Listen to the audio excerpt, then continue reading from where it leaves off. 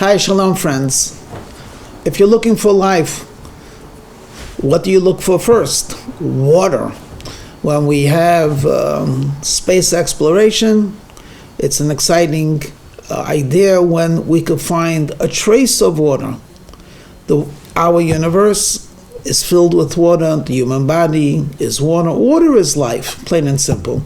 Life cannot exist without water.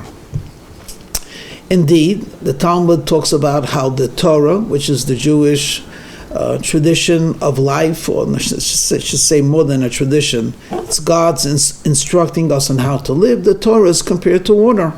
And amongst the many comparisons, water flows from above to below. The Torah comes from heaven to earth. There are certain things that are beneath our dignity, but when it comes to drinking water, if you're thirsty, you would ask even a child, can you bring me a cup of water? So too also when it comes to Torah knowledge, we should not be arrogant. We should ask and receive inspiration and education from all. And there are many, many other comparisons between Torah and water. Both of them, so to speak, are the source of life. I want to focus on an interesting quality, though, of water. And before I talk about the water, how do you know if something is alive? There are many ways to ascertain life, but for the layman, basically, if there's movement, it's alive. If there's no movement, it's probably not alive, it's dead. So sometimes there are animals that camouflage themselves, and you really wouldn't know if it's alive or not until it moves. In a certain way, some people, if you saw them sleeping like a log, you wouldn't even know if they're alive until they actually move, or you hear and see the movement of breath and so on. So movement is a sign of life. Beautiful. Water has to move. Did you know that if you take water and it's stagnant, what happens? It becomes the opposite of life. The oxygen slowly depletes, and in a pond, algae grows, and then fish die, and mosquitoes breed. And actually from water, which is life-giving, it turns out to become an offensive smell, and more important than that, it could actually even be toxic. It's water, but it's not flowing. Which leads me to the main point that I want to share with you. Torah has to move. If Torah is compared to water, water is life, life moves. There's movement. In fact, it has been pointed out that the Sea of Galilee, or the Kinneret, is actually the feeder to the Dead Sea. Same water, but it's not. Why? Because the Sea of Galilee is flowing. So it's life-giving and a major source of water in Israel. The Dead Sea doesn't go anywhere. It's the lowest area of sea level on earth, and hence there's nowhere for it to go. And what does it turn out to be? Not life-giving at all. They call it the Dead Sea. So I believe that there's a message for those of us that study Torah.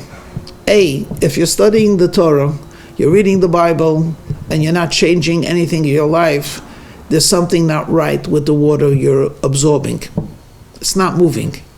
More accurately would be, what are you sharing with the Torah?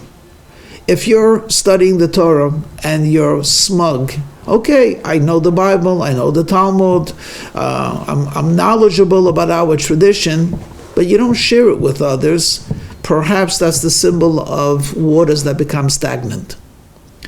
And God forbid to say that the Torah can become stagnant, so I'll suggest a different word. The Torah, which is also compared to fire, turns into the opposite of fire, and it becomes frozen. And there's a well-known story, which I'll close with the Baal Shem Tov, where he taught his students that whatever you see is a lesson in serving God. The Baal Shem Tov was a holy mystic, and his students were on a very high spiritual level. The story goes that as they were once walking to their teacher, it was in the middle of the winter, the pond was frozen, and they saw a group of people carving a cross on the ice. And they were perturbed by that, because not that non-Jews worship a religion whose symbol is a cross, but they were upset. Why did they have to see it? What were they supposed to learn from that? Why would they see something which is essentially, from a Jewish perspective, very unholy? So when they shared that with the Baal Shem Tov said God was giving you a very important lesson. Torah is water. Torah has to be studied with enthusiasm. There has to be a fire in the water. But if you're missing that enthusiasm and that fire, what happens to the water?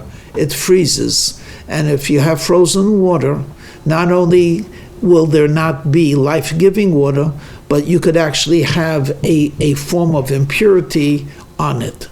So this is something that we have to keep in mind. We have to, if we are alive, we have to move. You have to see Judaism alive, not cerebral. You have to see a Shabbos table. You have to see a Hanukkah menorah. You have to see a mezuzah. Preferably you touch the mezuzah when you go in and when you go out. Eslept, there's life, there's movement. And if you have a Jewish acquaintance, even if he's not Jewish, you could share morality and education. But especially if he's from your cousin, he's a fellow Jew, how can you not share the water which is life-giving of Torah?